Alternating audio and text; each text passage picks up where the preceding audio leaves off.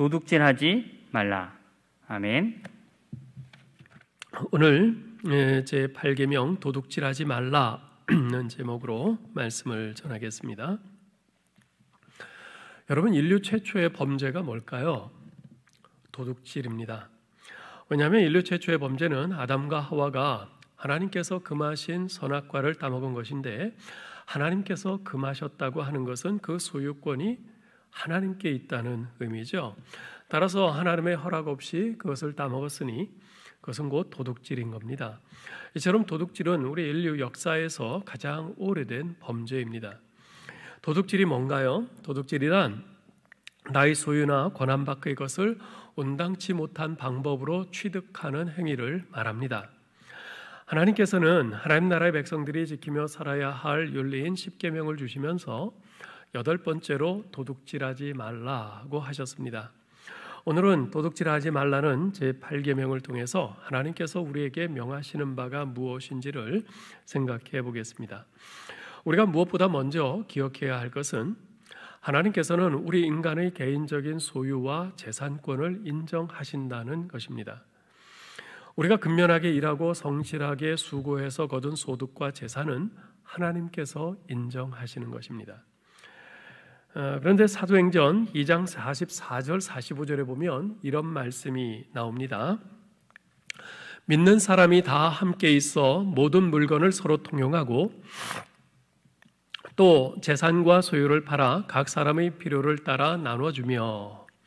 이 말씀은 초기 예루살렘 교회 성도들이 자신들의 소유를 서로 유무상통한 것에 관한 묘사입니다. 그런데 이 말씀을 인용하면서 기독교 공산주의를 주장하는 사람들이 있습니다. 즉 교회 성도들이 예수 믿는 사람이라면 자기 재산을 다 내놓고 그것을 공평하게 나눴어야 한다, 이렇게 주장하는 거죠. 그러나 그것은 당시의 상황과 성경 전체의 교훈을 제대로 이해하지 못한 데서 나온 억지 주장입니다. 당시 예루살렘 교회는요, 고향을 떠나서 직업도 없이 예루살렘에 머물면서 신앙생활을 하고 있는 신자들이 대단히 많았습니다. 그런 그들에게 예루살렘에 거주하고 있던 신자들이 자신들의 소유를 자발적으로 내놓아서 그들을 섬기고 돌보았던 거죠. 개인의 사유재산이 인정되는 분위기에서 사랑의 정신으로 자진해서 자신의 것을 나누었던 것이지 결코 사유재산의 공유화라는 제도를 통해서 그렇게 한 것이 아닌 것입니다.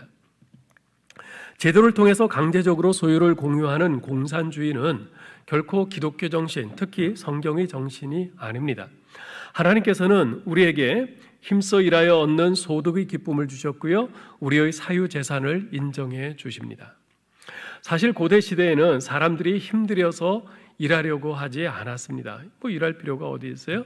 실컷 놀다가 그 다음에 자기가 가진 힘으로 다른 사람이 힘써 모은 것을 빼앗으면 되는데 일할 필요가 어디 있어요? 양을 치는 것이 얼마나 힘듭니까? 또한 뙤약볕에 나가서 농사 짓는 것이 얼마나 고통스럽습니까?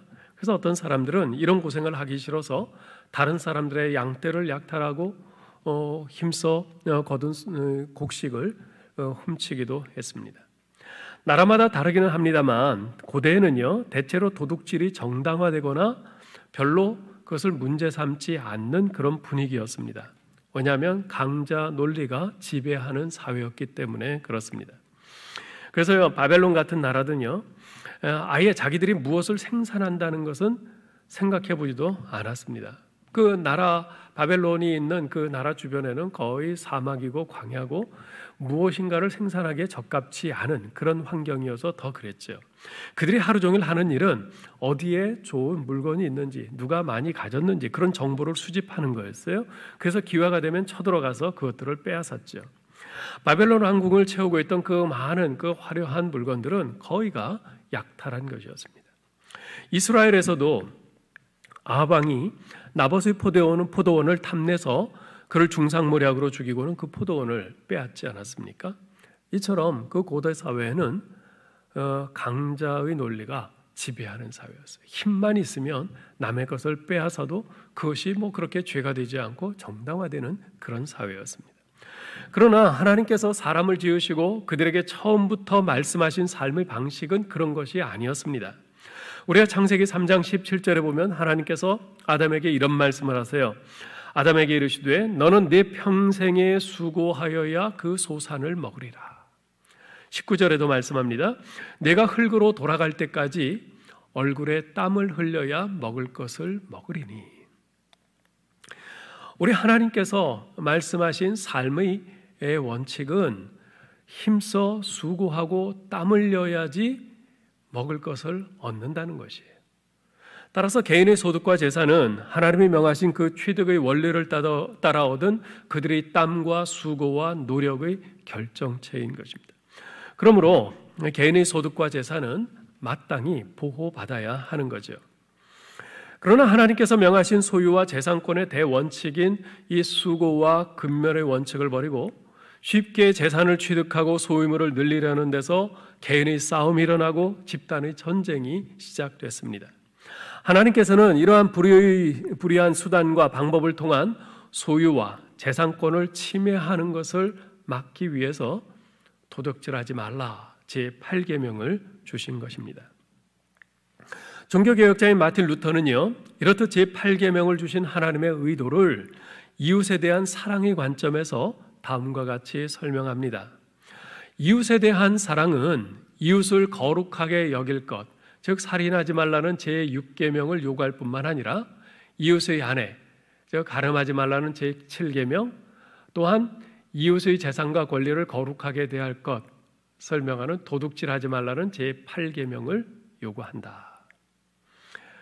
즉 이 계명들은 전부 이웃 사랑, 이웃에 대한 사랑이라는 그 공통 분모를 가지고 있는 계명들이라는 것입니다.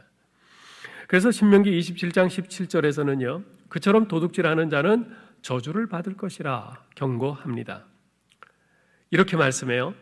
그의 이웃의 경계표를 옮기는 자는 저주를 받을 것이라 할 것이요 모든 백성은 아멘 할지니라.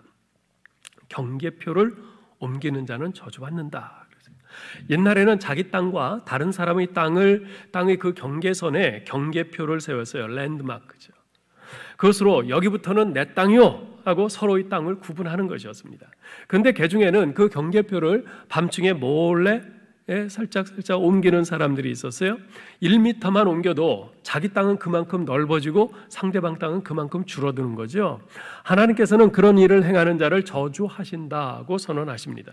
왜냐하면 그것은 남의 소유를 훔치는 도둑질이기 때문입니다. 같은 맥락에서 사도 바울도 도둑질하는 자들은 하나님의 나라를 유업으로 받지 못할 것이라고 경고합니다. 고린도전서 6장 9절로 10절에서 이렇게 말씀합니다. 불의한 자가 하나님의 나라를 유업으로 받지 못할 줄을 알지 못하느냐. 미혹을 받지 말라. 음행하는 자나 우상 숭배하는 자나 간음하는 자나 탐색하는 자나 남색하는 자나 도적이나 탐욕을 부리는 자나 술 취하는 자나 모욕하는 자나 속여 빼앗는 자들은 하나님의 나라를 유업으로 받지 못하리라. 참으로 무서운 경고가 아닐 수 없습니다. 사람들은 흔히 도둑질이나 강도질이 도덕적으로 잘못된 일이기는 하지만 우상 숭배와 같은 영적인 죄, 또 간음이나 살인죄에 비해서는 죄의 무게가 덜한 것으로 생각하는 경향이 있습니다. 그러나 성경은요, 도둑질이나 음행이나 우상 숭배, 살인 이 모두가 하나님의 나라에 합당치 못한 죄라는 점에서는 차이가 없다고 분명하게 선언하고 있습니다. 그러므로 그건 작건 결코 도둑질을 다른 죄보다 가볍게 생각해서는 안 될 것입니다. 자, 그렇다면 사람들은 왜 남의 것을 도둑질하는 것일까? 도둑질의 원인이 뭔가를 좀 생각해 볼 필요가 있어요. 앞서 살펴본 것처럼 인류 최초의 도둑질은 아담과 하와로부터 시작되었는데요. 그 현장을 살펴보면 도둑질의 원인이 무엇인지를 깨닫게 됩니다. 첫째로 도둑질은 사탄의 유혹에서 시작되었습니다. 창세기 3장 1절은 이렇게 말합니다. 그런데 뱀은 여호와 하나님이 지으신 들짐승 중에 가장 간교하니라. 뱀이 여자에게 물어 이르되 하나님이 참으로 너희에게 동산 모든 나무의 열매를 먹지 말라 하시더냐. 이 뱀이 하와를 유혹하는 거죠. 여러분, 우리를 향하신 하나님의 계획이 뭡니까? 의와 평강과 생명입니다. 반면에 우리를 향한 사탄의 목적은 뭘까요? 죄와 파멸과 죽음이에요. 그 목적을 위해서 사탄은 우리를 유혹합니다. 정당한 나의 소유 이외의 것을 탐내고 도적질하도록 유혹합니다. 내가 가지고 있는 것보다 다른 사람의 것이 더 좋아 보이도록 유혹하고요. 내게 없는 것이 나에게 꼭 필요한 것처럼 집착하도록 유혹합니다. 그래서 그것을 소유하기 위해서 결국 도적질하도록 유혹하는 거죠. 둘째로 도둑질은 탐심에서 비롯됩니다. 창세기 3장 6절은 이렇게 말씀합니다. 여자가 그 나무를 본즉 먹음직도 하고 보암직도 하고 지혜롭게 할 만큼 탐스럽기도 한 나무인지라. 여자가 그 열매를 따먹고 자기와 함께 있는 남편에게도 주매 그도 먹은지라. 하와가 사탄의 유혹을 받고 선악과를 다시 쳐다보았을 때 선악과가 참으로 먹음직도 하고 보암직도 하고 지혜롭게 할 만큼 탐스럽게 보였어요. 사실 그 전에도 이 하와는 수백 번도 넘게 그 선악과를 보았을 것입니다. 그때까지는 그저 저 선악과의 맛은 어떨까라는 그저 궁금증 정도였을 거예요. 그런데 사탄의 유혹의 말이 하와의 마음에 상승작용을 일으켰습니다. 그 말을 듣고 다시 한번 선악과를 쳐다보니까 탐심이 생겼어요. 그 탐심이 도둑질하도록 부추긴 거죠. 여러분, 여기에 우리에게 주는 아주 중요한 교훈이 있습니다. 여러분, 자기 것이 아닌 것은 2번 이상 쳐다보지 마시기 바랍니다. 한 번 보고 또다시 보고 계속 쳐다보면 탐심이 생겨요. 그 탐심이 우리 마음 가운데 자리하게 됩니다. 처음에는 야 멋있다, 야 좋다 그런 생각이었다가 다시 보면 나도 한번 가져봤으면 하는 생각으로 발전합니다. 또다시 쳐다보면 저것을 꼭 갖고 싶어 이런 생각으로 발전하고요. 종래에는 도둑질해서라도 어떻게든 갖고자 합니다. 그래서 사도 요한은 요한일서 2장 16절에서 안목의 정욕을 경계하라고 말씀한 것이죠. 내 것이 아닌 것을 자꾸 쳐다보면 집착이 생기고 그것이 탐심으로 발전해서 결국 도둑질하게 되기 때문에 그렇습니다. 그러므로 사랑하는 성도 여러분, 보는 것을 조심하시기 바랍니다. 돈 안 드는 것이라고 해서 여러분 아이쇼핑을 너무 좋아하지 마시기 바라요. 아이쇼핑은요 절대 아이쇼핑으로 끝나지 않습니다. 한 번 보고 2번 보면 자꾸만 보고 싶고요. 그러다 보면 갖고 싶어집니다. 내가 그것을 살 만한 충분한 돈이 있으면 별 문제가 없지만 그렇지 않으면 어떻게 되겠어요? 내 지갑 사정을 생각하고 그냥 포기하지 뭐 그러는 사람도 있어요. 그것은 이성이 제대로 작용을 하는 거죠. 그렇지만 그것이 언제까지나 그렇게 되리란 법은 없습니다. 내가 계속 그것을 보면서 집착을 하게 되면요 나중에는 어떻게 될지 몰라요. 그러므로 백화점 같은 데 다니면서 또는 TV에 온라인 쇼핑 프로그램을 계속 들여다보면서 아이쇼핑에 시간 낭비하지 마시고 그 시간에 집에서 차분히 성경을 읽으면서 여러분 마음을 다스릴 수 있기를 바랍니다. 셋째로 하나님께 대한 불신이 도둑질을 일으킵니다. 창세기 3장 4절 5절을 보면 이렇게 말씀합니다. 뱀이 여자에게 이르되 너희가 결코 죽지 아니하리라. 너희가 그것을 먹는 날에는 너희 눈이 밝아져 하나님과 같이 되어 선악을 알 줄 하나님이 아심이니라. 사탄의 말을 들었을 때 하와는 하나님께서 선악과를 먹지 말라고 하신 이유가 달리 있지 않을까라는 생각을 했을 겁니다. 즉 하나님께서는 선악과를 먹으면 정령 죽으리라고 하셨지만 실제로는 죽기 때문이 아니라 선악과를 먹으면 우리가 하나님같이 될까 봐 그것이 두려워서 먹지 말라고 하신 것이 아닐까? 이 생각을 하게 된 것이 하나님께 대한 불신을 갖게 된 거죠. 바로 그 하나님께 대한 불신이 도둑질이라는 결과를 낳게 된 것입니다.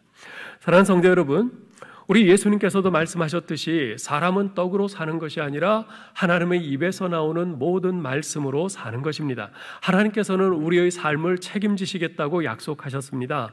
공중에 나는 새가 먹을 것을 걱정하지 않아도 하나님께서 다 먹이시듯 들에 핀 백합화가 입을 것을 걱정하지 않아도 하나님께서 다 아름답게 입히시듯 자녀된 우리의 삶도 하나님께서 책임지시겠다고 약속하셨습니다. 만약 우리가 하나님의 그 약속을 신뢰한다면 비록 우리는 하루 벌어 겨우 하루 먹는 가난한 살림이라 할지라도 결코 내 것이 아닌 다른 사람의 소유를 탐내거나 도둑질하지 않을 것입니다. 그러나 만일 우리가 하나님의 그 약속을 신뢰하지 않는다면, 하나님을 불신한다면 어떻게 되겠어요? 우리는 스스로 자구책을 강구할 겁니다. 그래서 처한 형편에 따라서 남의 것을 도둑질도 하고 사기도 치고 강도질도 서슴지 않고 자행하면서 내 욕심, 내 탐욕을 채우려고 할 것입니다. 이처럼 도둑질의 배후에는 사탄의 유혹과 탐심과 하나님께 대한 불신이 웅크리고 있는 것입니다. 자, 그러면 제8계명이 금하고 있는 것은 구체적으로 어떤 것인가? 이것을 좀 생각을 해보겠습니다. 하이델베르크 요리문답 제110문에서는 다음과 같이 묻고 답합니다. 하나님께서 제8계명으로 금하신 것은 무엇입니까? 답은 이렇습니다. 하나님께서는 국가가 정한 법에 의해 처벌을 받게 되는 도둑질과 강도질만을 금하신 것이 아니라 이웃의 것을 빼앗으려고 하는 속임수나 간계도 이 계명으로 금하셨습니다. 예를 들어 강제로 또는 합법성을 가장하여 저질러지는 부정직한 저울이나 계량기나 잣대, 불량품, 위조화폐나 고리대금, 혹은 하나님이 금하신 모든 방식의 행위들, 그리고 탐욕과 그가 베푸신 은사들을 남용하거나 허비하는 일도 금하셨습니다. 오늘날 대부분의 나라에서는요, 개인의 소유권을 법으로 보호하고 있고, 따라서 도둑질은 법으로 엄격히 처벌하고 있습니다. 그래서 사과 하나라도 훔치면 재판을 받고 감옥에 가야 합니다. 이에 대해서는 우리가 너무나 잘 알고 있기 때문에 굳이 제가 다시 언급할 필요는 없을 겁니다. 제8계명에서도 1차적으로는 그러한 도둑질을 금하고 있습니다. 그러나 하이델베르크 요리문답에서 언급하고 있는 바와 같이 제8계명의 적용 범위는 훨씬 넓고 다양합니다. 예를 들면 수입 쇠고기를 한우라고 속여서 팔거나 휘발유에다가 물을 타서 팔아서 부당 이득을 취한다든지 하는 것은 모두 도둑질입니다. 사과 상자 밑에는 작고 안 좋은 사과들을 깔고 그 위에만 아주 크고 잘생기고 그럴듯한 사과말을 담아서 비싸게 파는 것, 이것도 도둑질이에요. 또 물건을 파는 사람들이 정가보다 훨씬 높게 가격을 책정해서 가격표를 붙인 다음 반값 세일이니 90% 초대박 세일이니 하면서 파는 것 역시 도둑질입니다. 뿐만 아니라 불로소득을 노리는 행위도 도둑질에 포함됩니다. 예를 들면 현재 아주 큰 문제가 되고 있는 이 아파트 투기 같은 거죠. 물론 자기가 거주하기 위해서 아파트를 샀는데 정부의 정책이 이상하게 돼서 갑자기 아파트 값이 많이 올라서 생긴 불로소득이라면 경우는 다를 겁니다. 그런 경우는 정당하게 소득세를 내면 되는 거죠. 그러나 처음부터 그러한 불로소득을 노리고 투기 목적으로 아파트를 사서 시세 차익을 남긴 것이라면 그것은 명백히 하나님께서 금하시는 도둑질입니다. 또 오늘날 우리가 흔히 주변에서 볼 수 있는 것으로 공금을 함부로 유용하는 것, 그런 것도 도둑질에 해당됩니다. 예를 들면 직장 업무와 관련된 공적인 일에만 사용되도록 발급된 그 법인 카드를 목적에 맞지 않게 개인적인 용무로 사용하는 거죠. 10년 전쯤에요, 제가 미국에 있을 때 몽골에 단기 선교를 왔다가 한국을 방문한 적이 있습니다. 그때 한국에는 미국에서부터 제가 알던 많은 분들이 이제 한국에 나와서 자리를 잡고 있었는데, 제가 한국을 방문한다는 소식을 듣고 서로 연락을 해서 한 7, 8명쯤 만나기로 약속을 그렇게 했어요. 그래서 강남의 일식집에 이제 모여서 함께 식사를 하게 되었는데요. 즐겁게 대화를 나누며 맛있게 식사를 하고 나서 이제 식사를 마칠 때 계산을 하는데, 그 중에 어느 큰 기업의 아주 좋은 자리에 있는 분이 이제 자기가 계산을 하겠다면서 이제 카드로 계산을 하는 거예요. 근데 그 일식집이 좀 비싼 집이고 그래서 좀 가격이 좀 많이 나왔어요. 그래서 제가 괜찮겠어요, 같이 나눠내죠 했더니 옆에 있는 다른 분이 그분한테 형님, 법인카드 아직 많이 남았지? 그러는 거예요. 그러자 그 말을 들은 그 계산을 하는 분이 걱정 마, 아직 충분해, 그러는 거예요. 전 처음에 그게 무슨 소린가 했어요. 사실 법인카드가 뭔지도 몰랐거든요. 근데 나중에서야 이제 법인카드가 뭐고 어떤 용도로 쓰게 되어 있는지 이제 그런 것을 알고는 차라리 내가 낼 걸 하는 그런 마음이 들면서 참 마음이 좀 불편했어요. 근데 알고 보니까 사실 우리나라에서는 법인카드를 한도 내에서는 어느 정도 그런 식으로 뭐 이렇게 사용하는 것이 관행이라고 해서 별 문제 삼지 않더라고요. 뭐 일전에도 우리나라 어느 장관이 뭐 자기가 법인카드를 그렇게 함부로 용도에 맞지 않게 쓴 것이 이렇게 다 신문에 이렇게 밝혀지고 그랬는데도 이게 뭐가 문제냐 하면서 그렇게 오히려 반박을 하고 그런 걸 보지 않았습니까? 그게 우리나라 전반에 사회 전반에 걸쳐서 아주 관행처럼 아주 당연한 것처럼 그렇게 되고 있는 것 같아요. 그러나 여러분, 우리는 하나님을 믿는 그리스도인들입니다. 아무리 세상 사람들이 관행이라는 미명하에 그렇게 한다 해도, 세상의 모든 사람이 다 그렇게 한다 해도 우리는 그러면 안 되는 거죠. 하나님께서는 그것을 도둑질이라고 단호하게 말씀하십니다. 하나님을 믿는 사람이 하나님의 말씀을 기준으로 삼아서 행동해야지 세상 사람들의 관행을 기준 삼아서 행동하면 되겠습니까? 안 되는 거죠.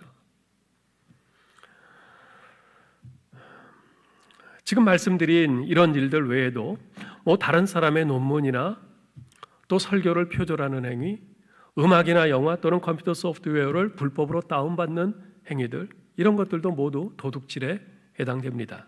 또 학생들의 경우 시험 볼 때 컨닝하는 거, 또 무슨 페이퍼 쓸 때 뭐 인터넷이나 어디에서 그런 것을 탁 남이 쓴 것을 갖다가 베껴 갖고 내는 거, 이런 것도 모두 다 금해야 할 도둑질들이죠. 이렇게 보면 오늘날 우리 사회에, 우리 주변에 얼마나 이 도둑질이 만연되어 있는지 몰라요.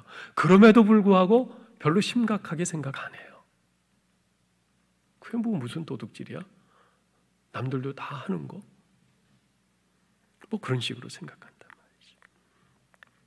근데 지금까지 말씀드린 것들은 사실 우리가 조금만 깊이 생각하면 쉽게 인지할 수 있는 것들입니다. 그런 것들 외에 우리가 흔히 도둑질로 생각하지 않고 쉽게 간과할 수 있는 것들이 있어요. 이 시간에는 그런 것들을 몇 가지 좀 말씀드리려고 합니다. 첫째는 시간의 도둑질입니다. 어쩌면 이것은 오늘날 우리 사회에서 가장 흔하게 벌어지고 있는 도둑질의 양상이 아닐까 싶습니다. 직장에 취직할 때 취직하는 사람들은 얼마의 월급 또는 주급을 받고 하루에 몇 시간씩 일하기로 그렇게 계약을 맺습니다. 그런데 과연 그만큼 그렇게 일을 하는가? 실제로는 그렇지들 않은 것 같아요. 여러분 보세요. 10분 늦게 출근하고 10분 일찍 퇴근한다며, 그리고 점심시간을 정해진 시간보다 10분 더 갖고 업무에 복귀하는 시간을 10분 늦게 시작을 한다며, 그 사람은 도합 30분을 도둑질한 겁니다. 근데 그걸 도둑질이라고 생각하나요? 그런 사람들이 있나요? 요즘 코로나19로 인해서 직장인들이 재택근무를 많이 하죠. 집에서 온라인으로 업무를 보면서 근무하는 것인데요. 근데 주위에 자신을 지켜보는 사람이 없다 보니까 마음만 먹이면 얼마든지 딴짓을 할 수가 있어요. 업무용으로 하는 노트북 컴퓨터를 켜놓고 그 옆에 또 다른 컴퓨터를 켜놓고 짬짬이 게임을 한다거나 아니면 다른 사람과 카톡을 한다거나 또는 주식을 한다거나 이런 일들이 많다고 그래요. 여러분, 시간의 도둑이 되는 것은 너무나도 쉽습니다. 미국에 있는 우리 아이 부부는 지난 4월부터 지금까지 재택근무를 하고 있어요. 적어도 내년 상반기까지는 계속 재택근무를 하게 될 것 같다고 합니다. 그래서 저희 부부는 늘 마음 한쪽에 염려가 자리하고 있습니다. 혹시라도 이 아이들이 근무 시간에 딴짓하면 어쩌나, 시간 도둑이 되지는 말아야 하는데, 그래서 아이들과 통화할 때마다 너희 혹시 근무 시간에 딴짓하고 있는 건 아니지? 그러면 안 된다. 하나님이 보고 계셔. 하면서 계속 잔소리를 합니다. 잔소리 듣기 싫어하죠. 그렇지만 어쩝니까? 염려가 되는데. 그만큼 우린 약한 존재들인데. 저는 이 시간의 도둑질과 관련해서 결코 잊지 못할, 잊혀지지 않는 기억이 하나 있습니다. 제가 전에 한번 말씀드렸던 것 같은데요. 제가 목사 안수 받을 때 당시 제가 섬기던 교회 담임 목사님이셨던 이영걸 목사님께서 목사 안수를 받게 됐던 저와 다른 동료 목사님에게 이런 말씀을 하셨어요. 목사는 3가지를 조심하고 1가지를 힘써야 합니다. 조심해야 할 3가지는 돈, 여자, 명예욕입니다. 목회를 잘하다가 이것 때문에 무너진 목사들이 많습니다. 그러므로 이 3가지를 철저히 경계하시기 바랍니다. 힘써야 할 1가지는 최소한 하루 8시간은 목회 사역에 최선을 다하라는 것입니다. 일반 성도들은 직장에서 하루 8시간은 열심히 일합니다. 그런데 우리 목회자들은 교회에서 감시하는 사람이 없기 때문에 자신이 놀고자 하면 얼마든지 놀 수 있습니다. 그래서는 안 됩니다. 우리를 감시하는 사람이 없기에 오히려 하나님 앞에서 더욱 열심히 해야 합니다. 최소한 8시간은 그렇게 해야 합니다. 그렇지 않으면 성도들 앞에서 참으로 부끄러운 일입니다. 저는 이용걸 목사님의 그 조언이 얼마나 감사한지 모릅니다. 저는 제 사무실이 따로 있어요. 그 사무실에 저 혼자 있어요. 그래서 맘만 먹으면 제가 얼마든지 편히 잘 수도 있고요, 딴짓할 수도 있어요. 그런데 그런 마음이 들 때마다 여지없이 이용걸 목사님의 이 말이 탁 떠올라서 저를 쳐요.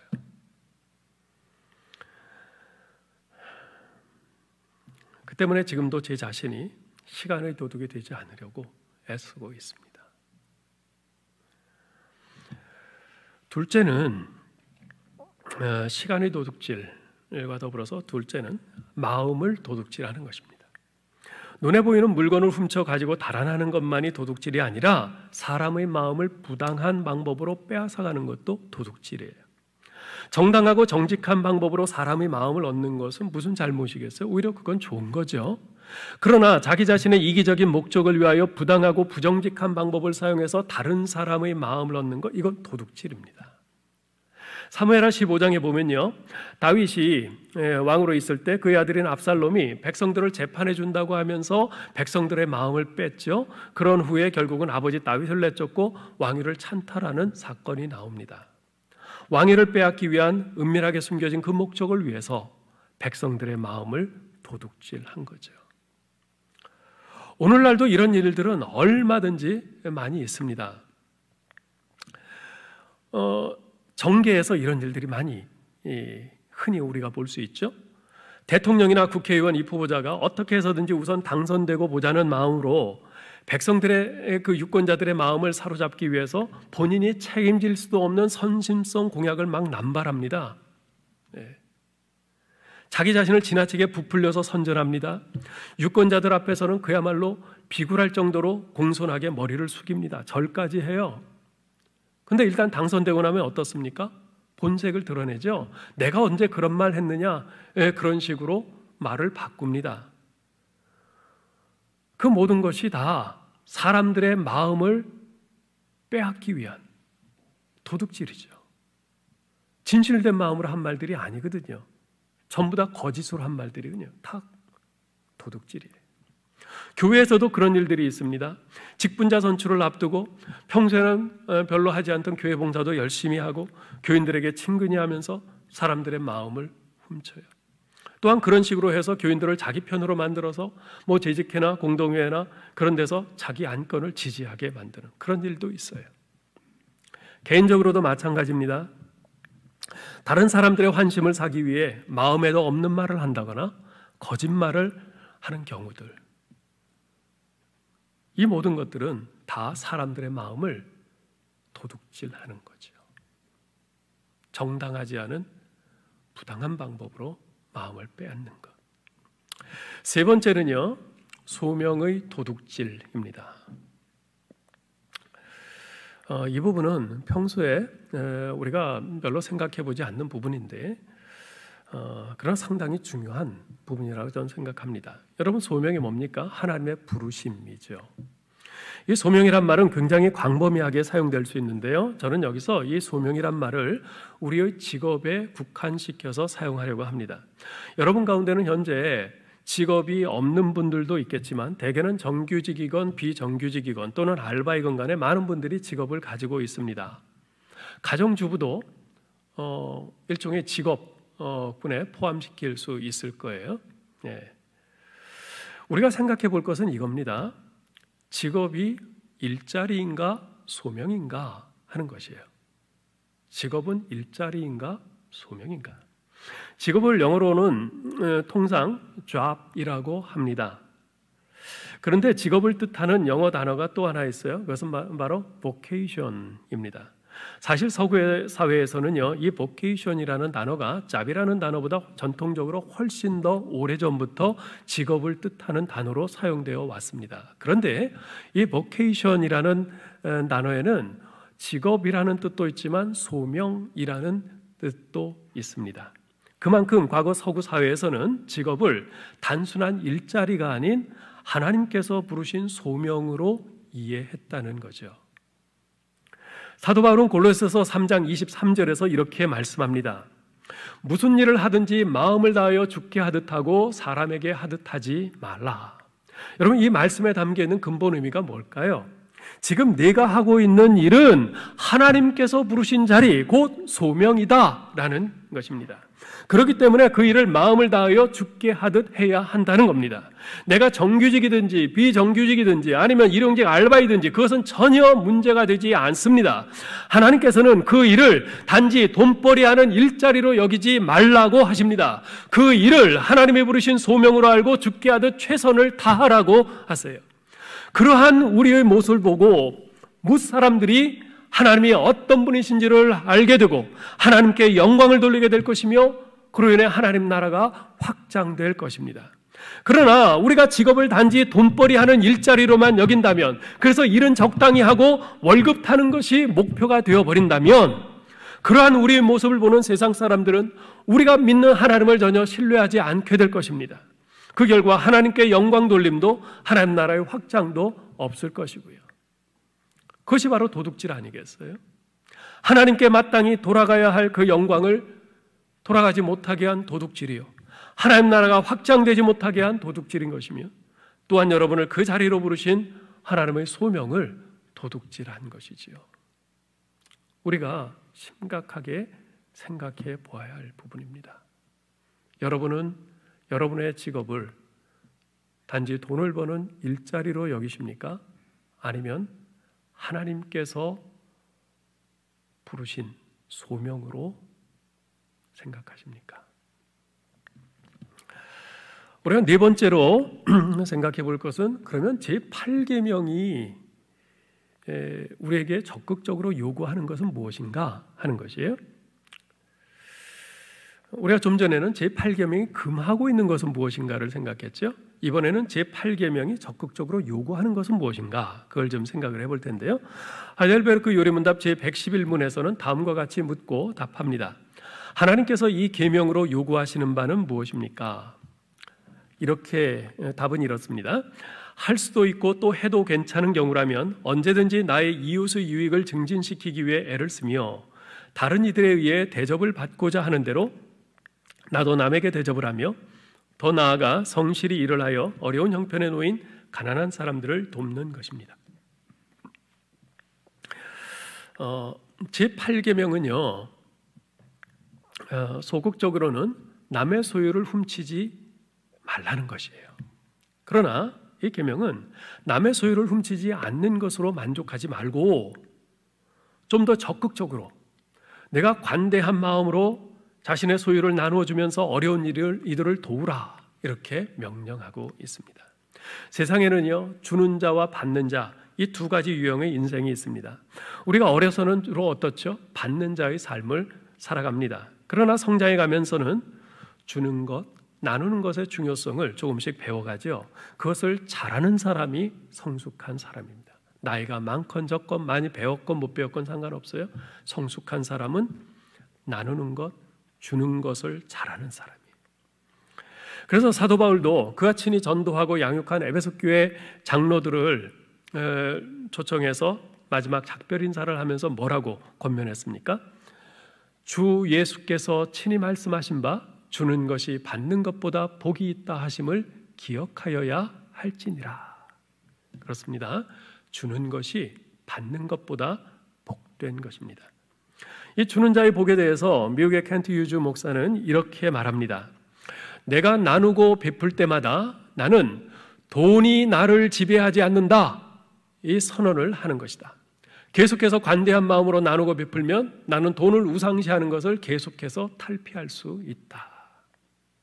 그렇습니다. 오늘날 대다수의 사람들이 돈이라는 우상에 사로잡혀 있어요. 정도의 차이만 있을 뿐 예수 믿는 우리 그리스도인들도 별반 다르지 않습니다. 이 돈이라는 우상이 우리의 영혼을 잠식하고 우리를 지배하지 못하도록 우리가 싸워야 하는데 어떻게 싸울 수 있겠습니까? 이 돈을 내 안에 쌓아두어서는 절대 이길 수 없어요. 왜냐하면 내 안에 쌓아둔 돈은 나를 계속 억누르고 지배하려고 하기 때문에. 따라서 우리가 이기려면 이 돈을 쌓아두지 말고 자꾸 내 밖으로 내보내야 합니다. 나누어야 돼요. 나누고 베풀어야 합니다. 그것밖에는 다른 방법이 없습니다. 켄트 유즈 목사의 말처럼 우리가 나누고 베풀 때마다 우리는 돈이여 너는 결코 나를 지배할 수 없다, 이렇게 승리를 선언하는 것입니다. 우리 화성교회의 사명선언문을 이루고 있는 세 가지 실천적인 목표 중에 하나는 바로 지역 주민과 함께하는 나눔 공동체입니다.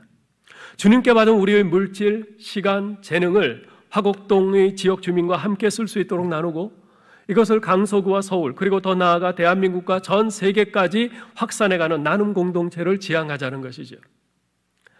많은 교회들이 부흥하고 성장하면서 돈이라는 우상에게 잡아먹혔습니다. 돈을 교회에 쌓아두고 자신들의 안락함만을 위해서 썼기 때문에 그렇습니다. 그러나 돈을 쌓아두지 않고 밖으로 내보내고 계속해서 나누고 베푼 교회들은 계속 건강한 교회로 굳게 서서 하나님께 영광을 돌리고 있습니다.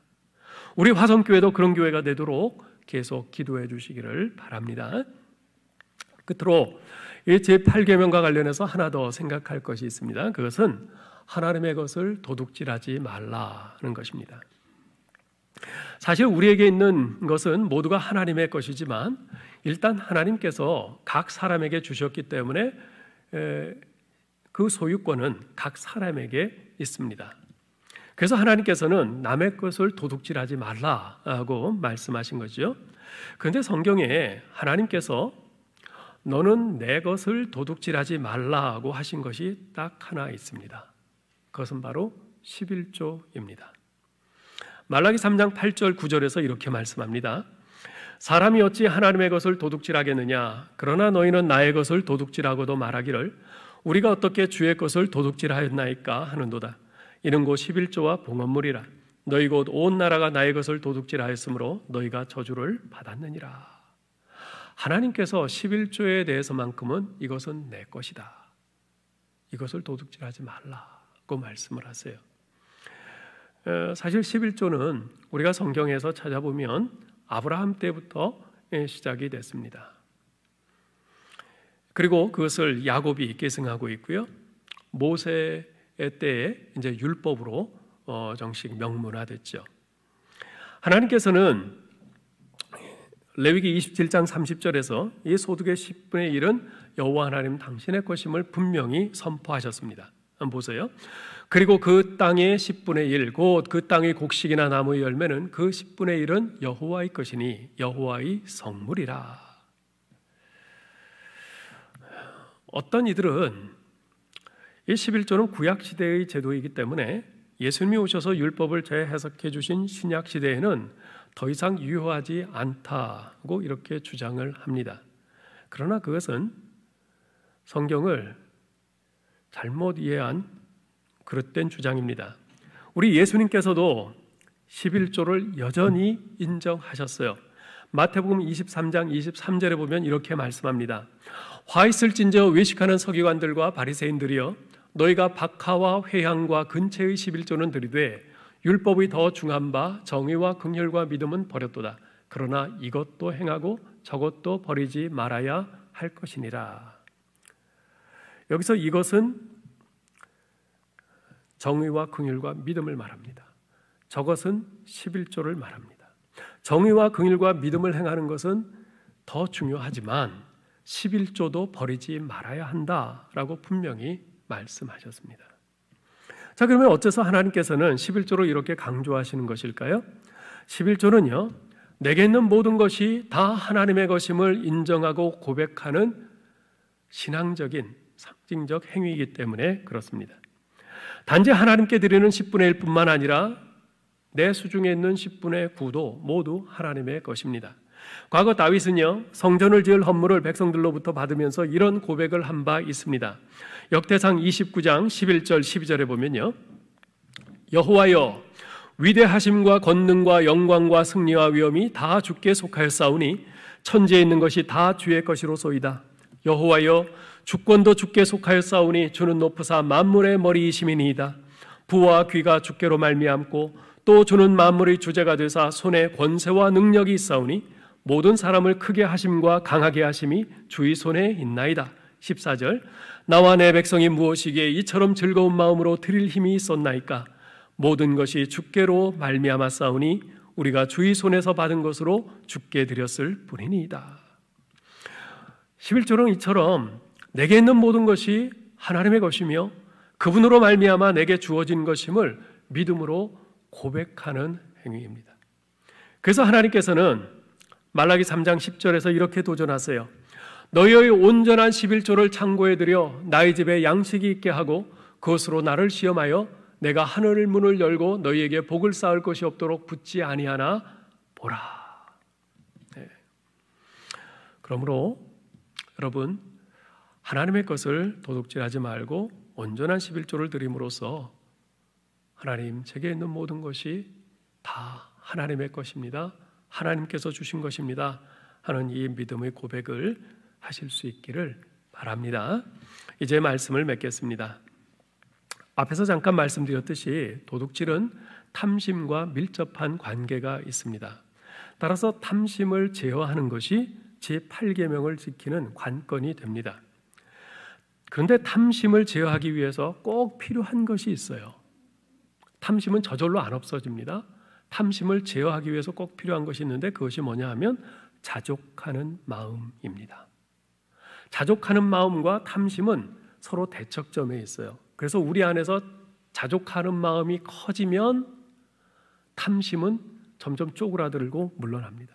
근데 우리 안에 자족하는 마음이 없으면 상대적으로 탐심이 점점 커서서 우리를 지배하게 돼요. 이 자족하는 마음이 중요해요. 히브리서 13장 5절은 이렇게 말합니다. 돈을 사랑하지 말고 있는 바를 족한 줄로 알라.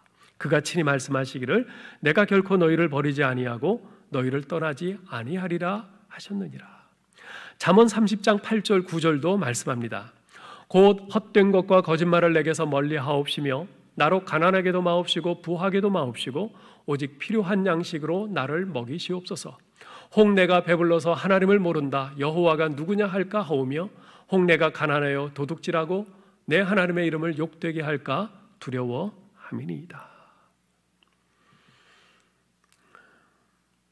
있는 것으로 자족하라는 것이죠. 자, 그러면 자족하는 마음을 어떻게 가질 수 있습니까? 사도 바울은 빌립보서 4장 11절로 13절에서 그에 대한 답을 우리에게 줍니다. 보세요. 내가 궁핍함으로 말하는 것이 아니니라. 어떠한 형편에든지 나는 자족하기를 배웠노니 나는 비천에 처할 줄도 알고 풍부에 처할 줄도 알아. 모든 일 곧 배부름과 배고픔과 풍부와 궁핍에도 처할 줄 아는 일체의 비결을 배웠노라. 내게 능력 주시는 자 안에서 내가 모든 것을 할 수 있느니라. 여기 특별히 4장 13절 내게 능력 주시는 자 안에서 내가 모든 것을 할 수 있다라는 것은 능력 주시는 예수 그리스도 안에서 나는 배고픔에도 처할 줄 알고 풍부함에도 처할 줄도 알고 가난함에도 처할 줄도 알고 난 그 어떤 형편에서도 자족할 수 있다는 거예요. 즉 예수 그리스도만이 우리에게 자족하는 능력을 주실 수 있는 분이라는 말이죠. 그러므로 예수 그리스도 안에 거하는 것이 답입니다. 즉 예수님의 말씀으로 내 안을 가득 채우는 것입니다. 그 말씀을 계속해서 묵상하고 내 마음에 새기는 겁니다. 그리고 성령님의 도우심을 구하면서 기도하는 것입니다. 성령님, 탐심으로 가득 찬 저를 불쌍히 여겨 주옵소서.